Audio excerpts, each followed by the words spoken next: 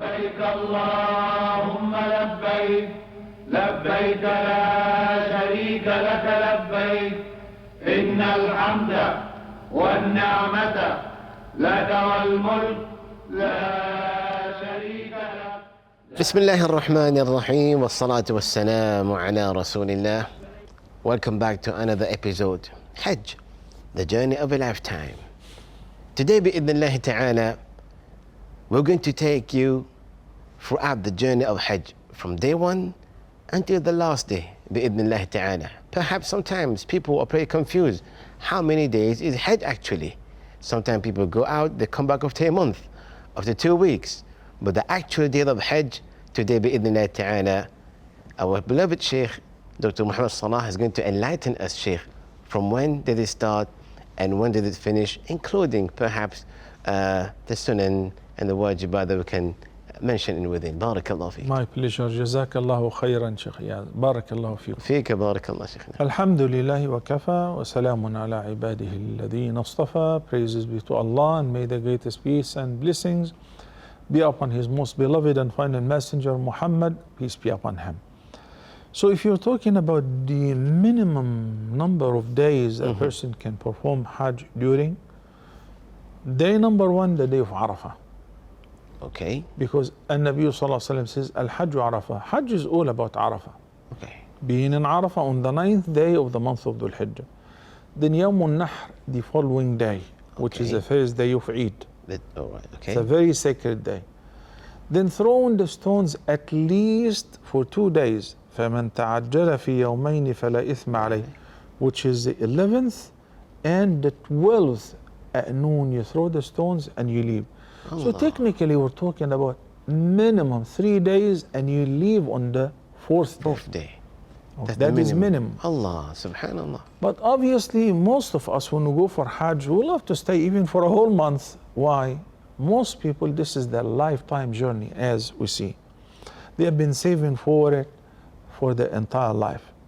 So if you're talking about you've been in Mecca, you've done your Umrah, and now we're waiting for Hajj, or if you're coming straight from Medina or from anywhere, the Hajj begins as follows.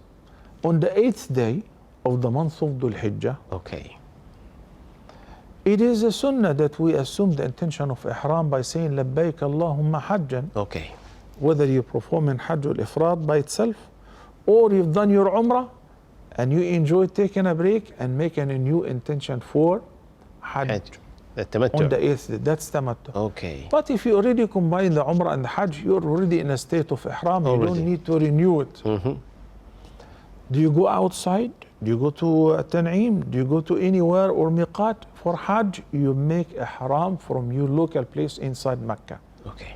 Like to confirm again, your room is good enough at the hotel. Yes. Your building in Aziziyah, if you are in Mina still as well, you can know the intention from there. That's As it. long as you're in Mecca. وَمَكَّةُ كُلُّهَا حَرَامٌ. Okay. You don't have to go outside Mecca to assume the intention of Hajj. And then we dress up in Ihram, we prepare ourselves as we mentioned in the previous episodes, taking care of all the sunan, and then we go to Mina. Going to Mina on the 8th day is sunnah. Okay.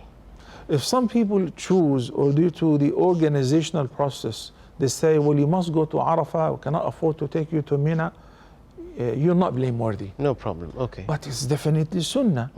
When we go to Mina on the 8th day, we say this day is known as Yawm al-Tarwiyah. So the Imams are going to tell the Hujjaj what to do next, and remind them of the importance of Hajj and the fada'il of Hajj, the virtues of every footstep in Hajj, and what to do best and how to take advantage of every moment of their time in Hajj. Okay. Dhuhr time, we pray Dhuhr. How many rak'ahs? 2 rak'ahs. Okay. Do we combine Asr and Dhuhr? No, no, no. Each prayer in Mina will be offered on its fixed time. We'll pray in Jama'ah, and we pray it only Qasr. Sheikh, what about if it is actually Friday? Like most likely this year, Okay. the 8th day is going to be Friday. All right. When we go to Mina, we're exempt from offering the Jumu'ah prayer. Why? Because it's a place which is perceived as you've you are a musafir. Okay, You only traveler. pray dhuhr 2 rak'ahs. Oh, I like to stay in the haram and pray Jumu'ah there. You can do that No problem. if you wish. But if you're talking about do we establish Jumu'ah in Mina? No, you don't. No. If you are performing Hajj, Okay. okay? If you're performing Hajj. Some people will say the distance between Mecca and Mina is only a couple miles. Why do we shorten the prayers? Because the Prophet ﷺ did so. Okay. So you shorten the prayers in Mina, and you shorten the prayers in Muzdalifah, you shorten the prayers in Arafah, but you only combine Dhuhr and Asr together at the time of Dhuhr in Arafah. In Arafah. And you only combine Maghrib and Isha together at the time of the earlier one in Muzdalifah. In Muzdalifah. Afterward in Mina, all the prayers on the regular times. And the only sunnah you pray 2 rakahs before Fajr and the witr after you pray Isha. Okay. If you voluntarily want to pray tahajjud, you may do that. No problem. Okay? So in Mina, you keep yourself busy with the dhikr, and the best at this time is at-talbiyah. Okay. لبيك اللهم لبيك لبيك لا شريك لك لبيك.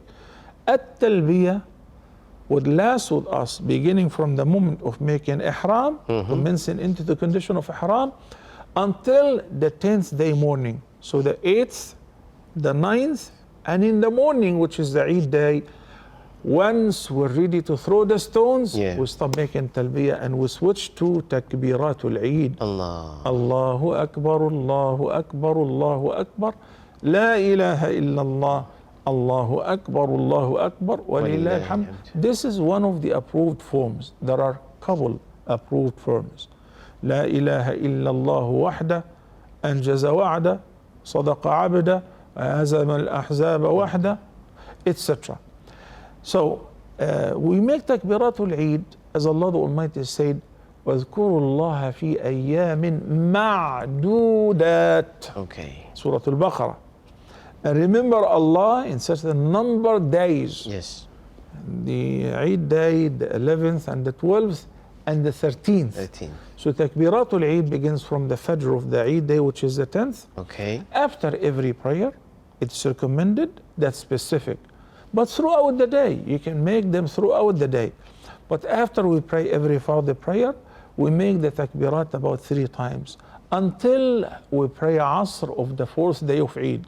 Then we quit. Okay. Then you finish. We finish takbiratul Eid. Okay? Takbir is sunnah.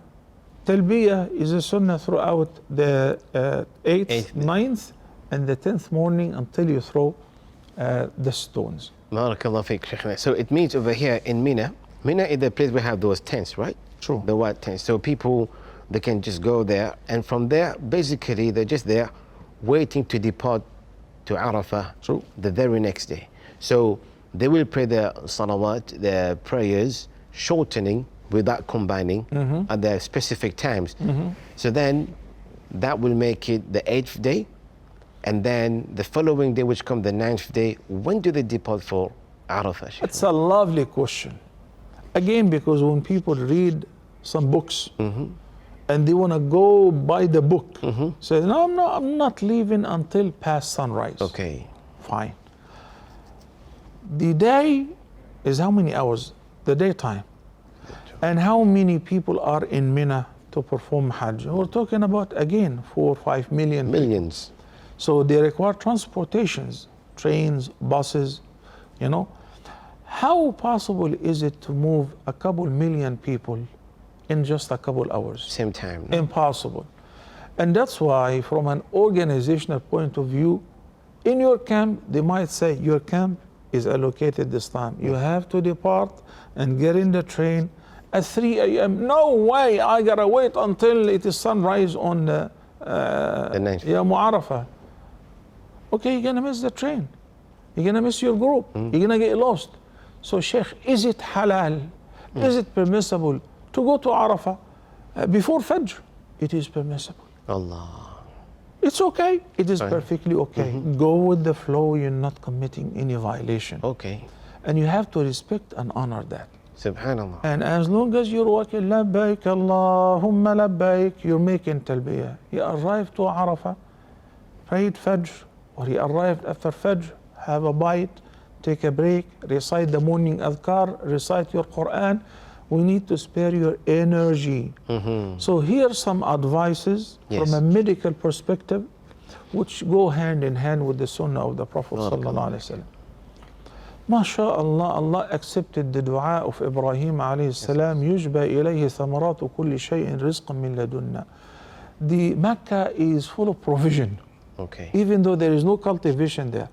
But you find the food, the fruits of summer and winter available all year round. Plenty of food.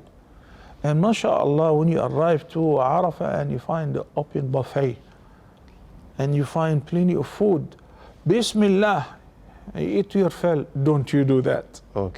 Don't you do that for a couple of reasons. Number one, you don't want to stand in the queue for the bathroom for an hour and 2 hours. No, you don't want that. You know, these bathroom facilities are made to be used only once a year. So they are barely sufficient. They're not actually sufficient. So that's why you find people waiting in long queues. That's number one reason. Number two, what happens when you eat your fill? You feel asleep. You want to rest now. You waste the time of making dua. Food is pressing against your stomach and against your heart and even intellect. So eat moderately. Eat what is sufficient to keep you going. A little bit of juice, a little bit of water. Make sure you drink water, not to get dehydrated. Okay? And then at noon, the Imam will give a khutbah. There is a general khutbah. The Imam mainly gives the khutbah in Namira. And now it's translated in various languages and you can hear it on transmitters. Some groups have their own Imams who can give a reminder. Then they pray Dhuhr and Asr combined at the time of Dhuhr. 2 rak'ahs with Iqamah. Then another Iqamah for Asr and 2 rak'ahs. Now your day have started in Arafah. Okay? You live in isolation. You are surrounded with magnitude of people, but it's like I'm by myself. Reading Quran, reciting adhkar, making istighfar, giving any charity to the workers and the poor people in the street. You know, istighfar, dhikr. Take advantage of every minute of your time. Until it is a couple hours before Maghrib, that is the time. That's the time. That is the time where you need to take advantage.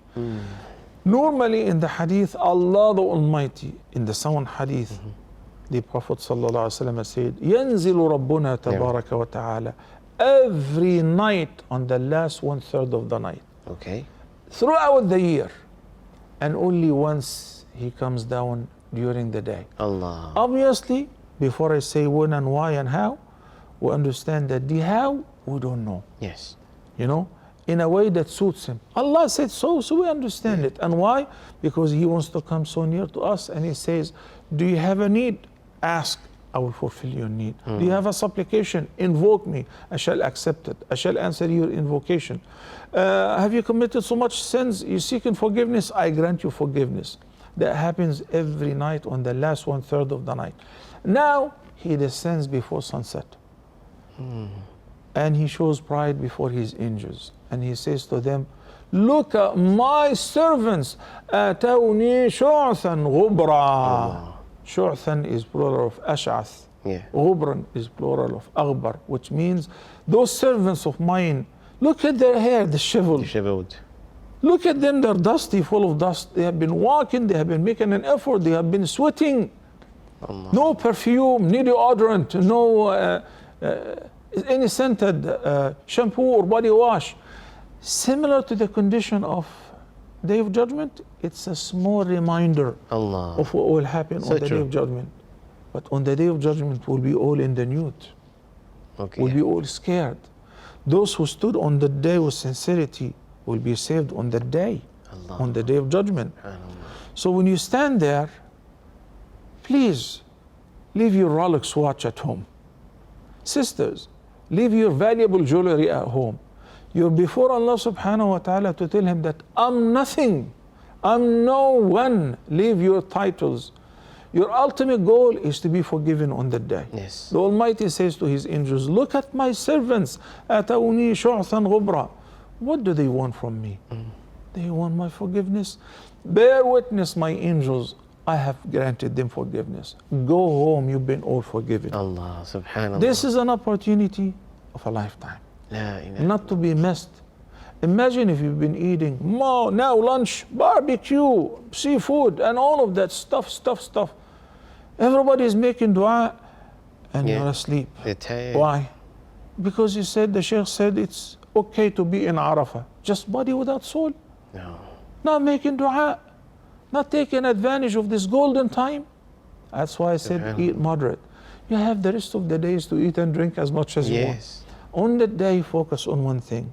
This is the day of al-ja'iza, Okay. the prize. What is the prize? If you pass it properly, you'll be forgiven. Allah. The day Subhanallah. will forgive and remit all your sins. That's the day. So make certain on the day as well, between you and Allah, you repent from all the major sins that you used to do, so that literally you will be a newborn, Allah, subhanallah. as pure as the same day you were born, once you leave. Then imagine what Allah the Almighty says, ثُمَّ أَفِيضُوا مِنْ حَيْثُ أَفَاضَ النَّاسُ وَاسْتَغْفِرُوا اللَّهِ. Wait a minute. We've been seeking forgiveness on the day of Arafah all day long. We're making dhikr. We didn't commit any sins. Why did Allah say wastaghfirullah again?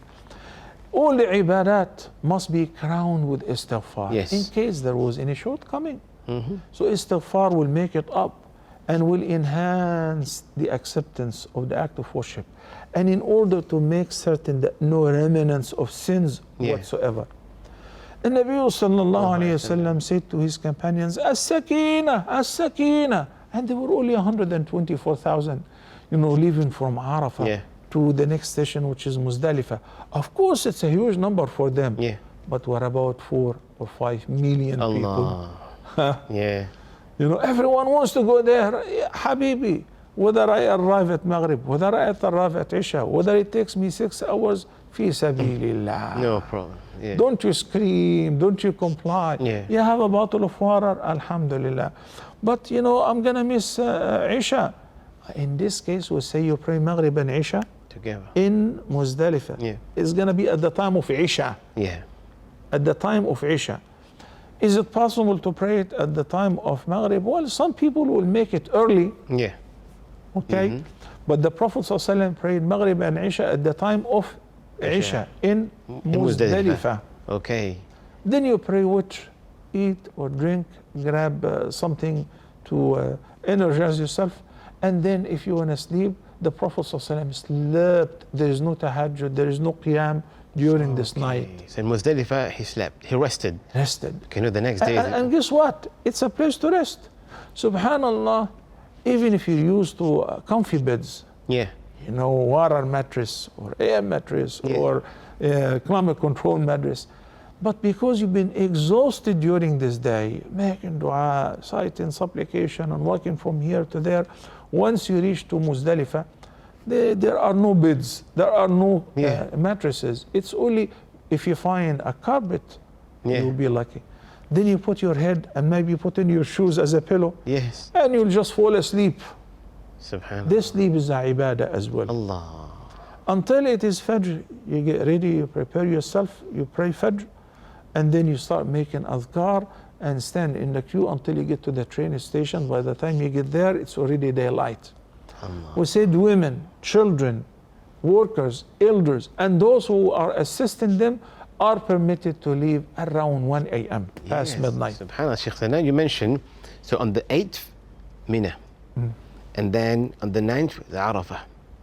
So then, 9th evening, 9th, yes, you go to Muzdalifah, now we go to Muzdalifah. which is So the now- night of the 10th. Yes, and now on the 10th, this is where they rest in Muzdalifah. But Sheikh, is it true that you have to pick up the pebble over there?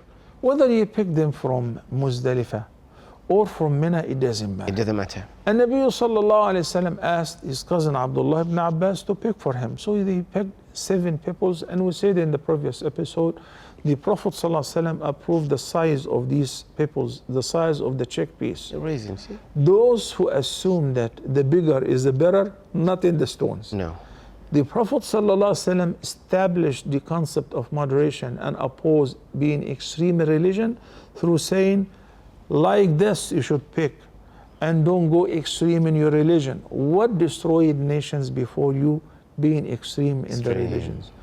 If this is what the Prophet ﷺ approved, don't you think that it will hurt Shaitan to throw him with a brick? Yes. No. What will hurt Satan is the compliance.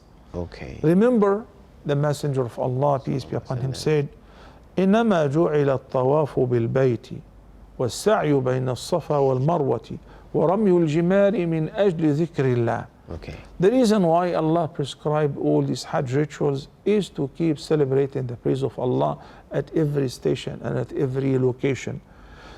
When some people are under the impression that Allah brings Satan and he ties Satan around the poles of the Jamarat, who were actually physically throwing Satan, No. that's not true. Okay. That's not true. Subhanallah. It's symbolic, but it hurts Shaitan. You're throwing the stones. What is this, the story of throwing the stones? Where did it come from? When Ibrahim alayhi salam saw the dream when he was in Palestine, and he came to Mecca to tell his son, whom he didn't meet since he was a child, Ya bunayya inni ara fil manami anni azbahuk, and the story of the sacrifice. So on the way, while he was ready to sacrifice him in Mina, Satan would appear to him and say, Ya Ibrahim, it was Satan's whispers. So he picked some stones, it happened to be 7. Ikhsa ya rajim, go away, O the outcast Satan. A'udhu billahi min ash-shaytan ar-rajim. In 3 different stops. Alright. So this is the idea of throwing the stones. Allah. So he disappears and he comes back, he disappears and he comes back in 3 different locations in the same line. This is the idea and the history behind throwing the stones. So it doesn't mean that the shaitan is there now. No, the Prophet ﷺ said, الشيطان ترجمون وملة أبيكم إبراهيم تتبعون. You're following the traditions and the faith of Ibrahim alayhi salam, and you are throwing the stones at Satan, but not physically. Inshallah. Subhanallah. Barakallah fi Shaykhna. Bi-idhnillah ta'ala. We indeed need to continue the continuation of the journey of Hajj bi-idhnillah ta'ala. We'll be right back bi-idhnillah ta'ala after the break. Assalamu alaikum wa rahmatullah. Allahumma labbayk, labbayk la sharika laka labbayk. بسم الله الرحمن الرحيم والصلاة والسلام على رسول الله. Welcome back to the episode Hajj, the journey of a lifetime. Alhamdulillah, in the first part we have been speaking about the beginning, the 8th, 9th day of Hajj. And now we're going to speak about how do we start the 10th day of Hajj bi-idhnillah ta'ala, our beloved Sheikh Muhammad Salah. Barakallahu feekum. So now upon praying Fajr in Muzdalifah and doing as Allah the Almighty said, اذكروا الله عند المشعر الحرام واذكروه كما هداكم. So you celebrate the praise of Allah at Al-Mash'ar al-Haram in Muzdalifah. This is the location. There is a masjid there right now on the borders between Muzdalifah and Mina. This is where the Prophet ﷺ stood for so long, and he supplicated. But once again, as we said about Maqamu Ibrahim, as we've mentioned about going about kissing the black stone, anywhere in Muzdalifah, كلها مشعر. Okay. In your tent, you pray Fajr, start reciting your adhkar and supplicating as much as you can. You get in the train, you get in the bus, you have your stones in your pocket, or if you didn't pick them, that's okay, you pick them up from Mina as well. There is plenty of stones for everyone. Okay. 7 pebbles, and then you're making talbiyah, talbiyah, talbiyah until you reach Jamratul Aqabat al-Kubra. We said there are 3 poles, 3 stations for the Jamarat. The word Jamarat is plural of Jamra, and Jamra means a stone. Okay. So now when you throw the stones, you need to think about this. When somebody says, you guys worship a black cube, okay, or the Kaaba, you guys worship the black stone and you think that you have to kiss it. Say, no, no, no, no, no, no. We worship the one who ordered us to kiss a stone and throw a stone at another stone. La ilaha illallah. They're all stones. Subhanallah. Watch this. So true. Imagine. Why do we kiss this stone, the black stone? Because the Prophet ﷺ kissed it. Him. This is the tradition of the Prophet ﷺ. But does it benefit? Does it harm? Does it cure? No, it doesn't. Allah is the one who does. Umar said to it, I know for certain you do not benefit nor cause any harm. I'm only kissing you because I have seen the Prophet ﷺ kissing you. And when you pick the stones, you don't wash them. You don't recite certain things on them. You know, you pick the size of the Prophet ﷺ and you throw them. Allahu Akbar, Allahu Akbar, Allahu Akbar, with everyone. That is the sunnah. Throwing them at what? At a stone. Another a big stone. Yeah. So for us, the Kaaba, stones. The black stone, stone.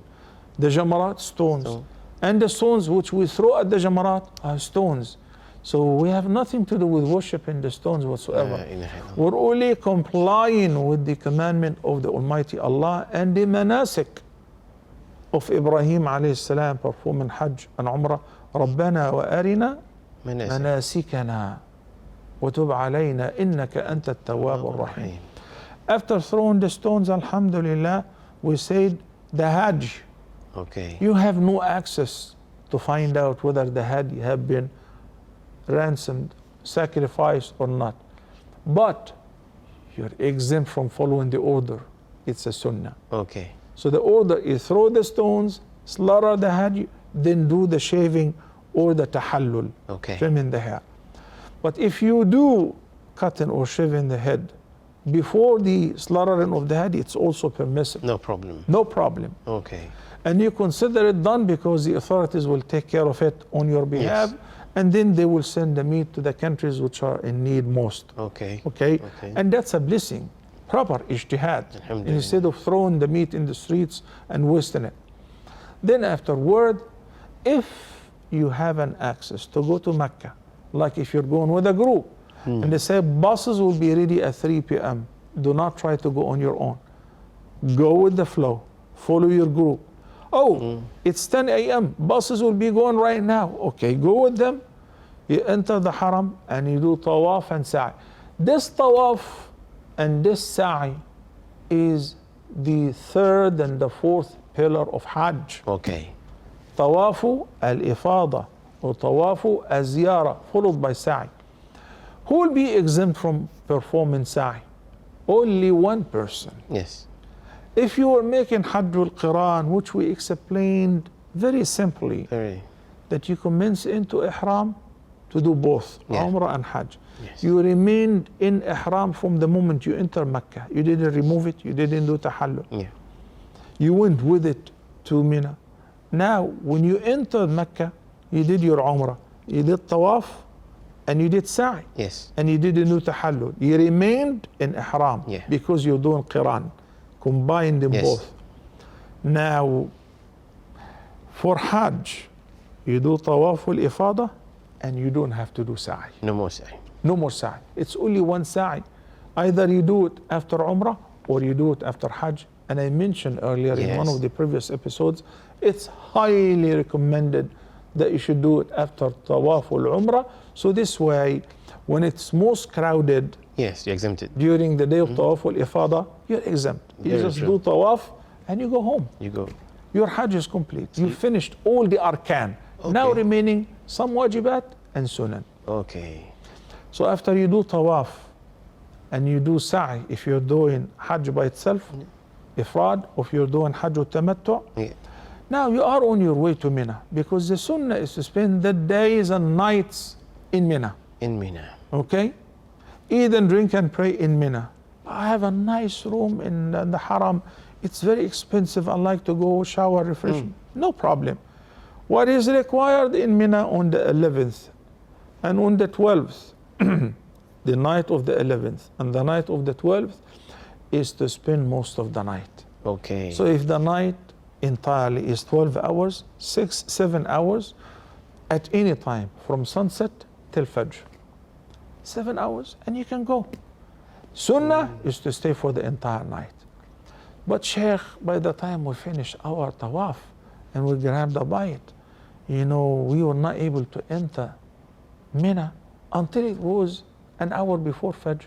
No problem. No problem. Sufficient. Actually, Sheikh, there was a traffic jam and we were trying our level best and we were so worried we didn't make it until after Fajr. No problem. How come? He said that al-mabitu bi Mina wajib. Yeah. Spending the night in Mina is compulsory. And if you don't do it, or at least most of the night, then you have to give fidya or dam. True, if you choose to do so. Okay. Somebody was hospitalized, they took him with the ambulance, and he didn't spend the night in Mina. Do I have to give a fidya? No. Somebody is very sick and having severe diarrhea or whatever, we have to take him home, and was not able to come to Mina, even though he didn't go to the hospital. No fidya. No fidya. Sheikh, who tried, but there was no transportations, we missed our group, and we had to walk. So by the time we arrived, it's already sunrise. No problem. No problem. If'al wala haraj. Okay. There is no blame upon you. Your sincere intention is an enough witness that you tried. Allah. Okay, then you go to Mina, whether you spend most of the night or you spend the entire night. And we said the sunnah is, you've done already tawaful ifada and the sa'i. Now return to Mina and stay there. Okay. Day and night. You pray, you eat, you attend the ta'aleem, you ask questions to the sheikh, you get to know one another. One of the best opportunities to get to know some of the best people on earth during Muzdalifah and Mina. Allah. So In true. Arafah, people are busy with the dua, but Mina, and the Prophet ﷺ said, إِنَّهَا أَيَّامُ أَكْلٍ وَشُرْبٍ. It's Okay. time to enjoy the halal food Allah. of your favorite and the drink and get to know people. And mashallah, it's a wonderful opportunity Subhan. to reconcile between you and Allah, Allah. between you and family members whom maybe they're having some issues with you. Yes. Pick up the phone in Mina and say, Uncle, I'm in Mina. I made so much dua for you that not only broke the ice, it blew the mountain of ice away. Allah. Really, alhamdulillah. And while in Mina, takbirat after every prayer, takbiratul Eid, dhikr, istighfar, dua is prescribed in every station in Hajj. If you decided to leave from Mina on the 12th, no problem. You throw the stones, and according to Imam Abu Hanifa, on the 12th, which is the day of Nafr, if you're muta'ajjal, it's okay even to throw it before noon or before zawal. Okay. Because you know, you want to beat the traffic. You want to avoid the rush. Why? Because I'll be going to Mecca, doing the final wajib, Okay. the final mandatory act of Hajj, which is Tawaful Wada'. Okay. And we said make sure that you follow the instruction of your group leader or your organizer, because they know best as what time the bus will be departing from Mecca, what time is your flight, what time you need to be, how many hours you need to be at the airport early. You don't have any experience in that. So if they say go and perform Tawaful Wada' now, follow their instructions. Normally Tawaful Wada' should be the last thing that you do in Mecca before departure. And afterward, you're not supposed to shop around or do whatever. Okay. But due to the fact that you require several hours in order to make certain you're able to enter the haram, you're able to do tawaf, is going to be very slow, very crowded. Sometimes I can do tawaf al-wada' several hours before departure, and it is perfectly okay. Okay. But after I finish tawaf al-wada', I still don't go shopping, unless if it is something necessary, medication, grab a bite. What about if there is a prayer? Am I okay to pray after tawaf al-wada'? Of course, you gotta pray. It's not that am I okay. You pray in jama'ah with the imam in the masjid, and we've been waiting for the bus. There was a long delay, 2 hours, 3 hours. Do I have to do another tawaf al-wada'? No. Okay. It's out of your control. Okay. And may Allah subhanahu wa ta'ala accept every pillar or wajib or sunnah. Remember that Inshallah. Allah subhanahu wa ta'ala has prescribed that for you in order to grant you forgiveness. Keep that your main focus on forgiveness, on acceptance, on remembering that Hajj is a mini day of judgment. Hajj should remind us that our reality is that we are very, very humble servants of Allah the Almighty. I'm not superior to anyone. Allah knows best who is more righteous. Inna akramakum indallahi atqakum.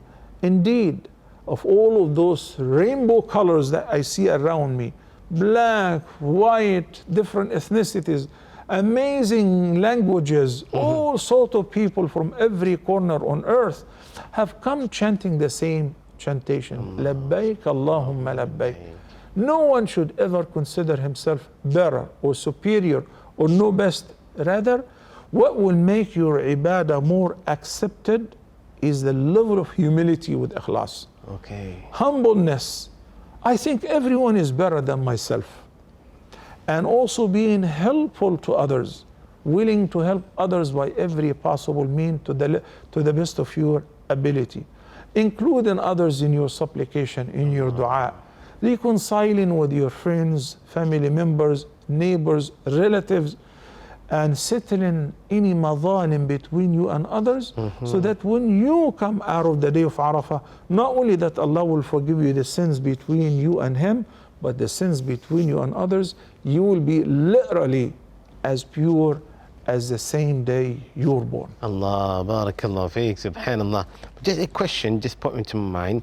I remember when you spoke about the ihram, then you remove the ihram, you mentioned like tahallul and minor tahallul. And then the person already done, is going to do his tawaf al-ifadah and sa'i, he came back.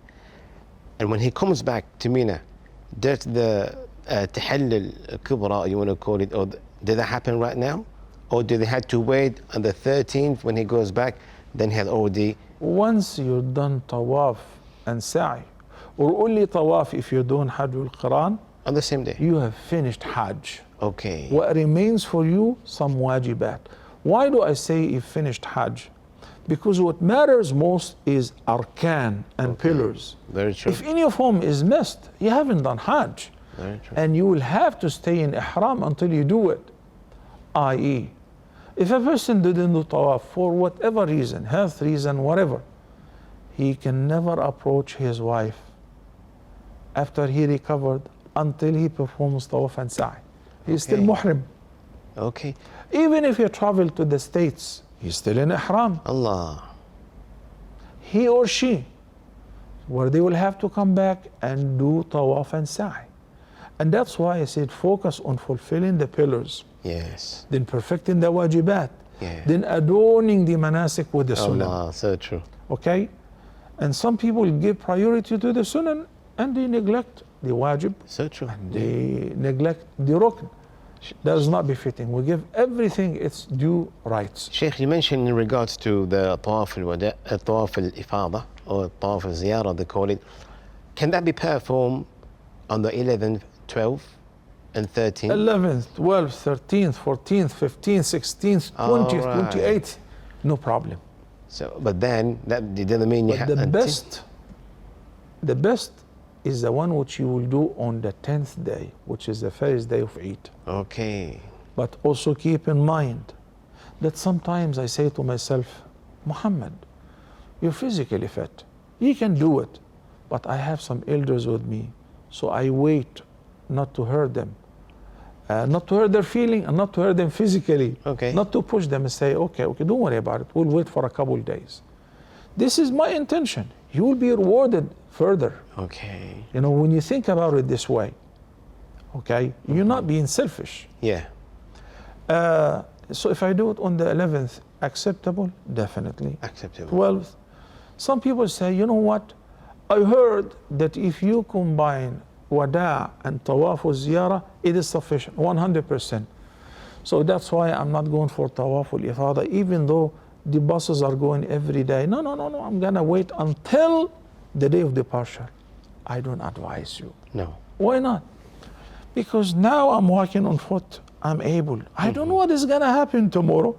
So take advantage, like exactly praying Asr or any prayer. For Asr, it is extended until the sun turns yellow Yes. and about to set. Why do you have to wait until this? So true. When the Prophet ﷺ was asked, what is the best deed ever? He said, to offer the prayer at its earliest time. Earliest time. It is permissible to pray it an hour later, 2 hours later, 3 hours later, as long as it is before sunset or before the sun turns yellow.